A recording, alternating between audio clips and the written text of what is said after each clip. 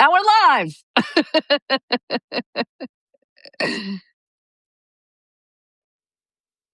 Nobody knows who that is. Anyway, hello. Good morning. Good morning. How are you? Ugh, I'm so tired. I'm sorry. I'm not going to be myself today. That's okay. I'm my cheery, wonderful, charming self. It's been another week. We're past the year mark. We got through. I took a beat last week. I don't know if you noticed what I wrote. I wrote something about Iran yesterday, but I took a little beat last week because, first of all, I was really hungover from from Greenland, Davos, Venezuela, just weeks and weeks of like this hamster wheel of whiplash. Hamster wheel of whiplash. That's my new phrase. That's a mixed metaphor. Wow. But it was a lot. And so instead of and I think media has this issue where we're so reactive. And I wanted to just take a beat and be like, all right, what's going on? And to be honest, I really thought last week, Minneapolis was really dominating. And I didn't really have much to say that everyone else wasn't already saying. And I didn't feel like I needed to spout off on it just to, get my name in there. I thought we talked a little bit about it. I'm hoping, I think Tom Homan kind of lowered the temperature. He's a pro. I think he lowered the temperature. I think, and also the mayor and the governor had discussions with not only him, but President Trump. And it definitely seems like even President Trump yesterday in this interview with the NBC News said, I think we need a softer touch. So, let's hope that it's about border security and getting rid of the worst of the worst and onto Iran. He started off with the protesters, help is on the way. And you and I both asked the question, what does this guy really want? Does he want to help the protesters? Is, getting rid of the regime so that there could be this Jeffersonian democracy really what he wanted? Or was he, sympathetic to the protesters, but he really wanted to get all the assets out in the region, either A, to strike over the nuclear program, or B, to get leverage for a deal for the nuclear program? What say you? I wrote about this morning, or I guess, Thursday morning. Look, we've got pretty much everything in the region, and what we have in the region, OMG. I mean, we have. It is an armada. Well, it is actually. We've got the carrier battle group, the Abraham Lincoln. We've got guided missile destroyers. We've got guided missile submarines. We've got probably we have some stealth bombers. We brought back THAAD, the terminal high altitude aerial defense. That we brought back Patriot missile systems. We've probably got some F-35s, F-22s. I know we do in the region. We've got a lot in the region. We have enough for a sustained campaign against Iran. And so clearly, having brought all of that material to the region, the Iranians, for a moment, and it really was weird, got very serious, right? They're, prostrating themselves before anybody they can find. Oh, we want to talk. We want to give you this. How can I give it to you? How can I reassure you? And Trump loves to hear that. Well, but what was weird was, and they set this meeting that they were supposed to have on Friday, and then they said, no, we don't want to have the meeting on Friday. We don't want to have it where you said you want to have it. We want to have the meeting on Sunday. We want to do it in Oman. We don't want to do it in Turkey, which is, originally in Turkey, there were going to be a lot of other countries there, right? It was going to be the UAE, Saudi, Egypt, Qatar. And I think what's happening is, during the Obama administration negotiations of the JCPOA, they kind of left the Gulf states and all the, interested parties out of it. Right. And now if there's going to be a deal and these people are in the blast radius, they're like, we need to be part of the discussions. Because, and I do think that, Trump has widened the scope of just the nuclear. He wants to discuss, no? He wants to. The Iranians have No, the said they're not Iranians going never to. did. But But but what I'm but but Elise, the point here is that the Iranians have strangely um, stopped offering more, and are offering less. and are offering not just less, but like much Nothing. less. And okay, that's fair enough. I mean, they're negotiators, but I think that they've decided, for reasons best known to themselves, that the threat of military action is not that serious. They are wrong about that. The president is extraordinarily serious, and so I don't quite get their calculus, but I think we're still in a place where military action is more likely than not. What do you think about like i- is the goal of regime change? Yeah, No, no, not the goal of regime change. What is the goal of military action? Is it regime change or is it just to neutralize them? it's regime change, Okay. which is really, if you think You would about think this. if that's their if they would understand that that's the goal, you'd think they'd be more interested in talking. Yeah, this is the thing. And, look, I've been talking a lot about this, obviously, with a lot of people inside government, outside government, in foreign countries there, not in Iran. And what I would say is that it's important to remember that the Iranians really do live in a parallel universe of their own creation. People think, oh, everybody recognizes that, that what certain ground strategic truths. And the answer is no. The Iranians don't recognize those truths. The Iranians, and again, there are probably people inside Iran who do, but inside the top levels of the regime, there is a strong and deeply held belief per Democrats that work there. Uh, my mom texting to say she can't find our hot takes, which is pretty funny. There is a strong belief, for example, that they hit the Israelis very hard during the summer war last year, and that they inflicted mass casualties on the IDF, the Israel Defense Forces. That's garbage, and quite striking that they would believe such a thing. They're drinking their own Kool-Aid, is what I'm trying to say. Yeah, and I mean, it's interesting that well, I mean, as far as they're concerned, a few weeks ago after killing 100, tens of thousands or however many they killed, now they're they've gotten past this. They're, from where they're set, they're feeling pretty good. But it's interesting. They never wanted to give up any uranium. Now they're saying, oh, well, maybe we will give up our uranium. However, how much uranium can they really process right now? Yeah. Look, as usual, the Iranians are making offers, and it's not sincere. It's not serious. They are, and this is part of the problem with Trump, is because he's so capricious, because he's so, on the one hand, on the other hand, I'm here for you, I'm not here for you. The regime is also taking him much less seriously, and that's, look, that is his problem. It would be nice if he learned that lesson. The other worry, of course, for you and me is our friend Steve Witkoff, who is the definition of somebody over whom you can pull the wool over his eyes. Wow, that was really bad grammar. Anyway, The that's the wool, state he of play. shows up with the wool over his eyes. So Exactly. my It's more of a question badge. is, if the goal is really regime change, and this is a rhetorical question because I know the answer and so do you, how much preparation is being done for that?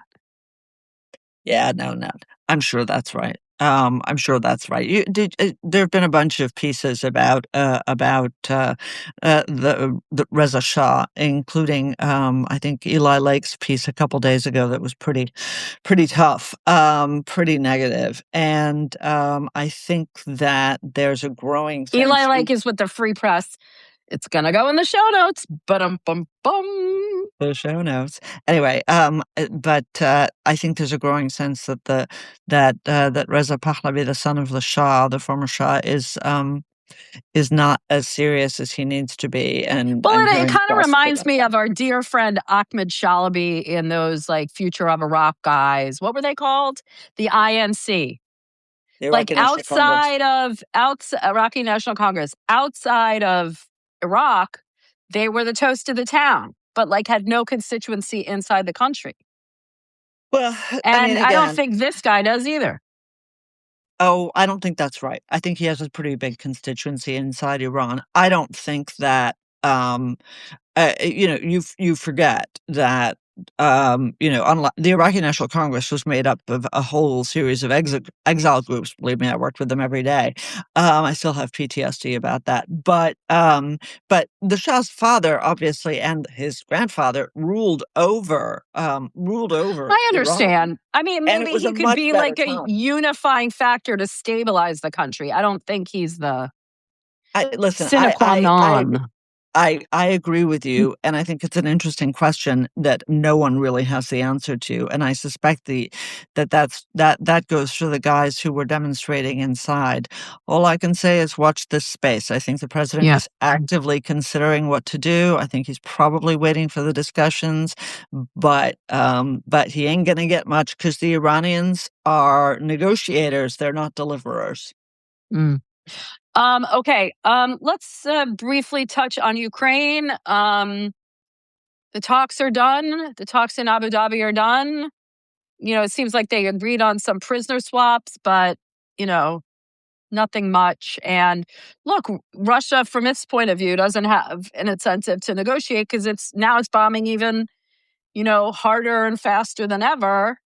And this is the thing about President Trump. Like, we gave him a lot of credit for wanting to negotiate, but his attention went to Greenland, his attention went to Venezuela, blah blah blah blah blah. And it's like you take your eye off the ball, and the Russians are like, "Thank you." Yeah, look, this is, these endless negotiations in which the Russians basically give nothing, and the Ukrainians are constantly pressed. It reminds me always of the stuff that happens in the Middle East. It is a very pernicious habit on the part of, and I won't say it's just America, on the part of the West to lean harder on our friends than we do on our Mm, enemies. mm. Because, of course, our friends are more willing to cooperate with us than our enemies. And so, if we want progress, we lean on the people we like. This is why we always lean on the Israelis harder than we lean on the other parties in the Middle East. We're leaning on the Ukrainians harder than we're leaning on the Russians. I have no doubt the Ukrainians are there in good faith. I have no doubt that the Ukrainians are actually willing to make some genuinely painful concessions. That sounds right. And of course, what the president fails to recognize, because he doesn't want to, is that, as you said, I think last week, not everybody has a price. Putin doesn't have a price. He wants all of Ukraine. That's it. And if that's the case, then negotiations are pointless. Look, what can I tell you? The Russians seem happy with the latest round of discussions, which always makes me worried. The guy who they've got as point man dealing with Witkoff, a man named Dmitriev, is a bad guy, dangerous, and as usual, Witkoff doesn't quite recognize. We also don't have a sense of what the shape of the security guarantees are going to be, and that is, you want to say sine qua non. The Ukrainians can't have a ceasefire unless they know what the security guarantees are. Otherwise, they end up with a frozen conflict. The Russians just rearming to take all the rest of Ukraine. So, not saying anything new here for any of our listeners. Well, and also There's the nothing good Russians don't happening. only want the Ukrainians to give them the entire Donbass, but they want everyone else to recognize that. And I mean, I don't see the Europeans doing that. Uh, Um, so just to point out, and I'll try and land the plane quickly, as I'm not wont to do. So this week there was this critical minerals meeting at the State Department, and the U.S. is trying to set up a consortium of adult countries. behavior. Adult behavior. I think it's a very good idea because China's really playing hardball with the critical minerals, particularly with the U.S., and it's trying to dominate the market on critical minerals.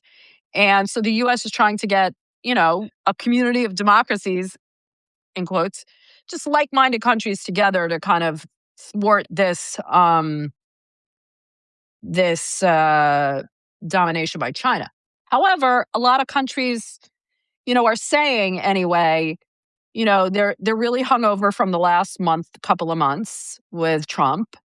And they're like, the idea is great, but we don't know if we can trust you. And, we're just not feeling so great about the US right now. It's a good idea, but they feel like they can't take it to the bank.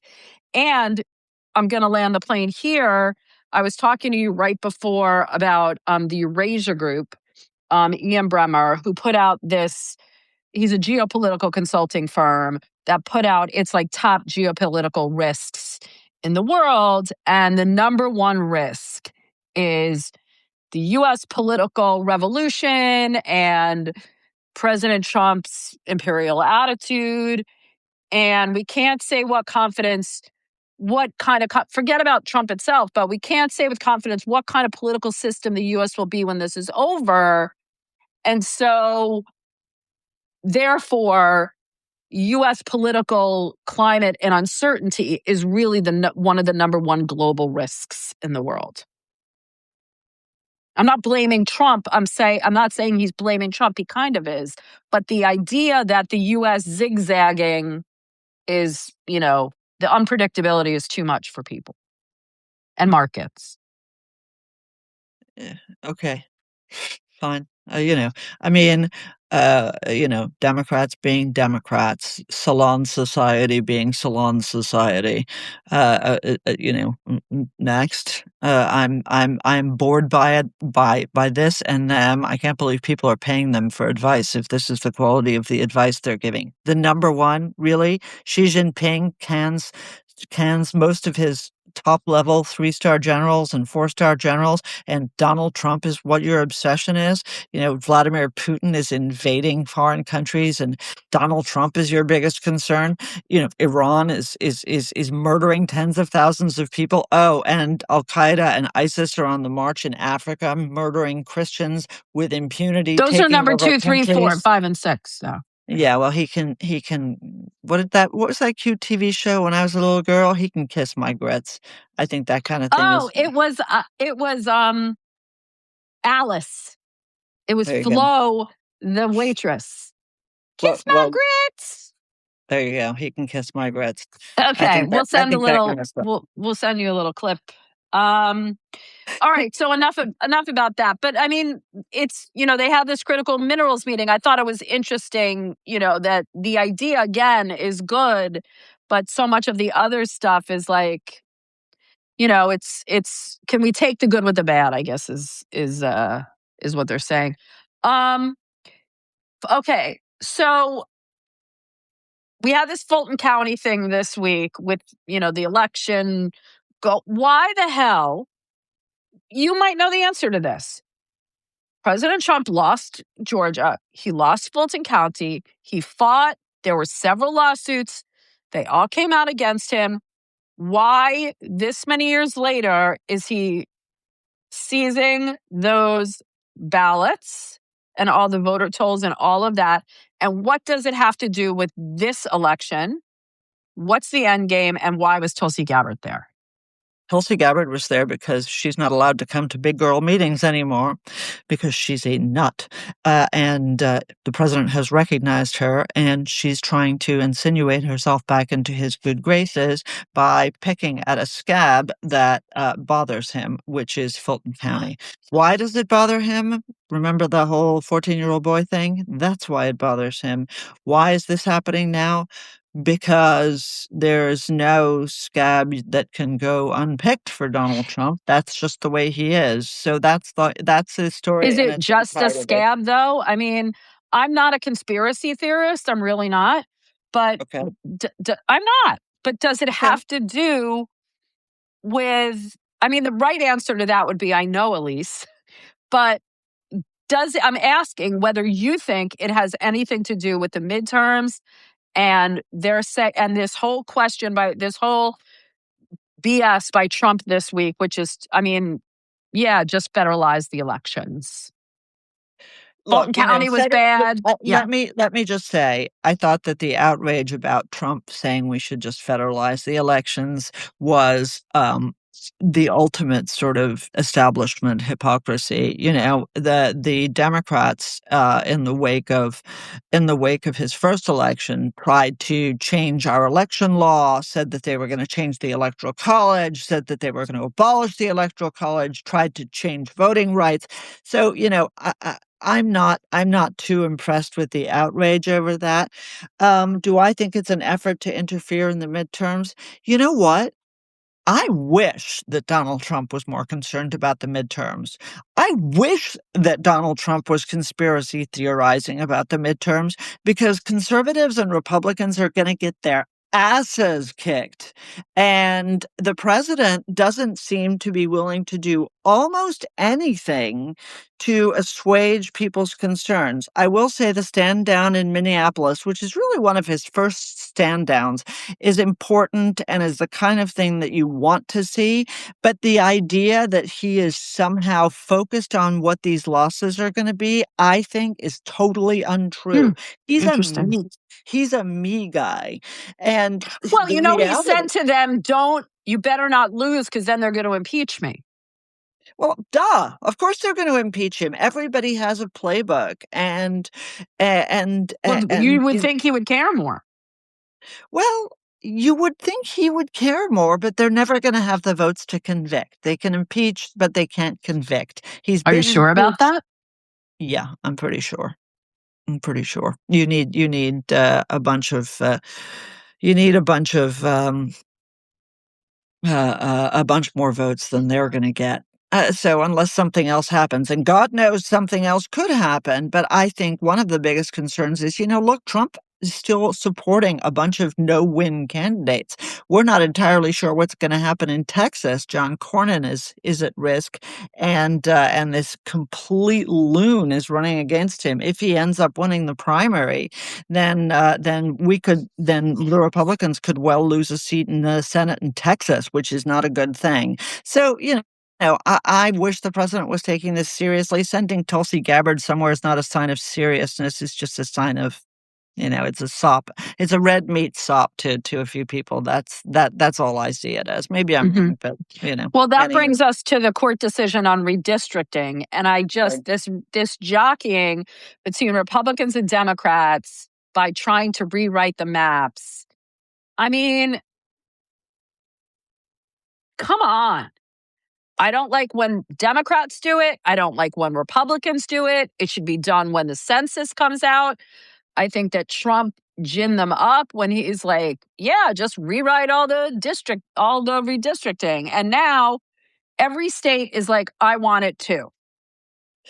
Right. Well, remember what I always say pretty much every episode, which is it's not that Donald Trump, you know, is an innovator. He just does the same bad things that other people do, but he does them better, bigger, 10 better. He times. Yeah. goes to 11. And this was a decision, obviously, not about a Democratic state, but about the state of California.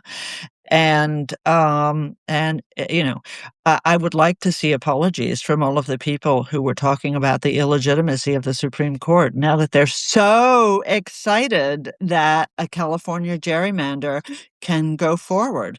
Now Abigail Spanberger, our very far left but pretended not to be governor in Virginia, is trying to do the same thing in the state of Virginia.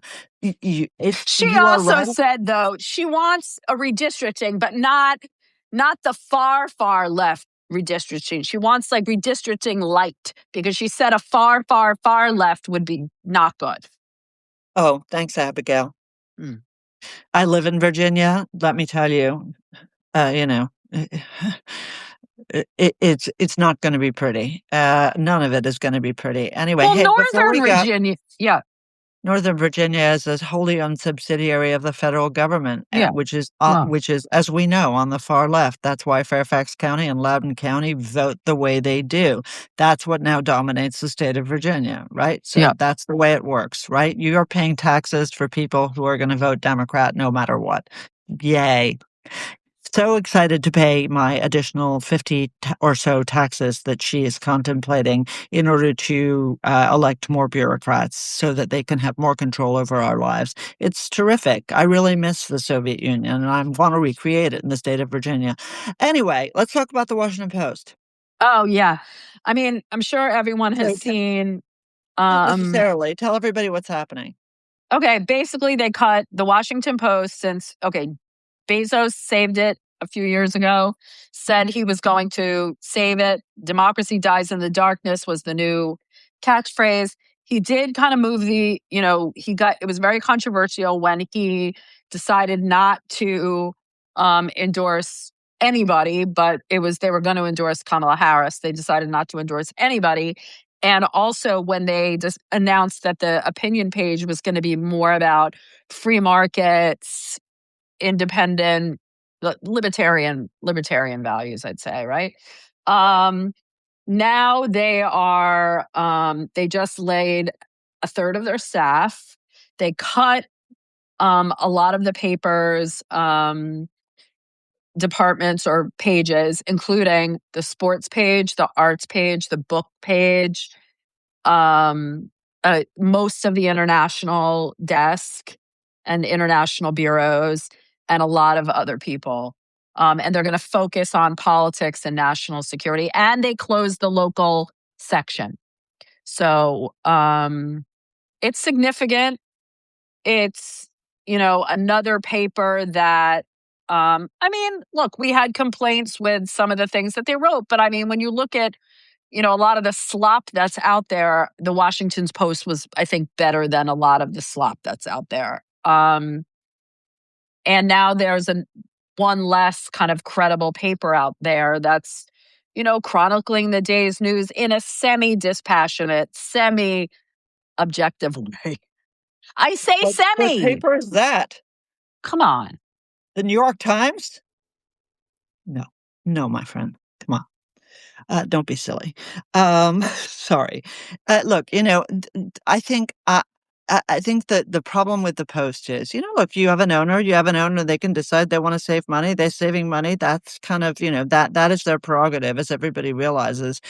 I think that the problem here is two sides. One, I'll talk about, the absolutely embarrassing tweets by reporters who were let go, who seem to believe that they have an entitlement to a job. People, if you worked in a factory, you wouldn't be saying that. And the fact that they think that they are somehow entitled to their jobs at the Washington Post is embarrassing. They are Well, what they're humiliating them. saying, okay, I finish. get it. I finish. Right. The other side of this is there's a crisis in journalism. You and I talk about this between ourselves all the time. And the crisis in journalism is not just that papers like the Washington Post are firing staff. It is that we have separated ourselves into these tribes that only read certain publications and don't see what other people have to say. The Washington Post, for me, was, as somebody who lives in Washington, was one of the last papers that I look at that I think a lot of people with diverse views look at. And conservatives don't read the New York Times. Conservatives don't read the New York Times editorial page. And so, the Washington Post had that diversity. And so I'm sorry to see that they're doing badly. But the truth is, as you know all too well, Elise, this is your world. Journalism these days is just hell. Yeah. And part Yes. two of that is so many journalists seem to believe that their job is to be activists, not to be Well, reporters. this is That's why I something love that, you. this is something that I feel we'd love to know what you think about this. Put your comments in the notes, or put your thoughts in the comments or whatever. I hate journalists that are activists. You want to be an opinion columnist? Go be an opinion columnist. If I don't need your eye, I've said it here many times. I've said it to you 100,000 times. I'm working on something on this. I don't need your eye rolls. I don't need your side comments. I don't need to know how this affects you personally. I don't care. If you want to be an opinion monogamist, you go right ahead. Otherwise, let me know what happened. And you want to make an analysis based on your years of reporting, how normal or not normal this is, fine, I'll give you that. But I don't want your righteous indignation. I don't want your concern. I mean, we're all concerned for democracy. We're all concerned for American democracy. I don't need to be beat over the head with it. I don't need my news with a side dish of righteous indignation and sanctimony. Amen, sister. I agree with you wholeheartedly. I do think that I feel that way, by the way, on both sides. I yeah, don't want to hear Donald Trump was right from, from purported journalists on the right, and I don't want to hear it yeah, on the left either. yeah, And yeah. it is just it is It's just interesting because exhausting. Fox had this phrase, "We report, you decide." Yeah. I don't think anybody's doing that. And I do think, though, people have made an interesting. Bezos has enough money that if saving a paper like that was really a pet project of his and he felt strongly about it, the budget of the Post is about as much as like one, fuel for one of his SpaceX flights, or like, he's making as much money on his money that he can personally pay for the budget the whole year. SpaceX is Elon Musk, but yes, he Oh, but has or what's the other one? Blue Horizon or Blue Origin, whatever. Is it blue, Yeah, whatever it is. It yeah, blew something. yeah, Look, yeah. I think you're right that it's a rounding error for him, and I think you're also right that that they could keep losing money. Most publications lose money, and when they don't lose money, some of them make money in the Trump era and then start losing money when Donald Trump is gone. He's very good for the left on He the may be journalism bad for side. democracy, but he's very good for business. Yeah, I don't think he's that bad for I democracy think I either, think he but is. yeah, I know you do. But I know you do. But the reality is that this is a problem that we just haven't begun to contend with, and this tribalization, this atomization of our society is something that I wish we could find a formula to solve. We'll put it in the show maybe notes. we'll put it in the show notes. Anyway, I can't wait to see your piece. I can't wait to see your piece, guys. Sorry, I'm exhausted. I slept badly last night, and so I'm not quite myself today. But luckily, Elise was on fire, and that's what matters. I'm gonna go make myself another cup of coffee and hope for the best for the rest of the day. Elise, All what are right, we putting everybody. in what have I missed for the show notes? We're putting in, other Eli than Lake. Eli Lake's piece. That's right, about the Shah. Thank you very much, We sweetie. both had Okay, you then and I both had pieces on today. Maybe some kiss my grits. I'll find that for you. there you go. And yes, naps do work great, Lana. Whoever said nice things about the art behind me, thank you very much. That's my dad. Housekeeping. We are Oh, no, we're going not here to, next week. Dany is coming back to us. Thank God. So she'll be in the air. So we're gonna skip hot takes. Maybe I'll put some kind of interview or something in there. I'll let you know. But we will be back the following week because if it's Thursday, it's hot takes happy hour. Exactly. Hot takes happy hour indeed. Anyway, everybody have a good weekend. Stay Stay warm. warm. Stay warm. And Okay. see you next week, Elise. Ciao. Bye bye. Ciao, everybody. Bye.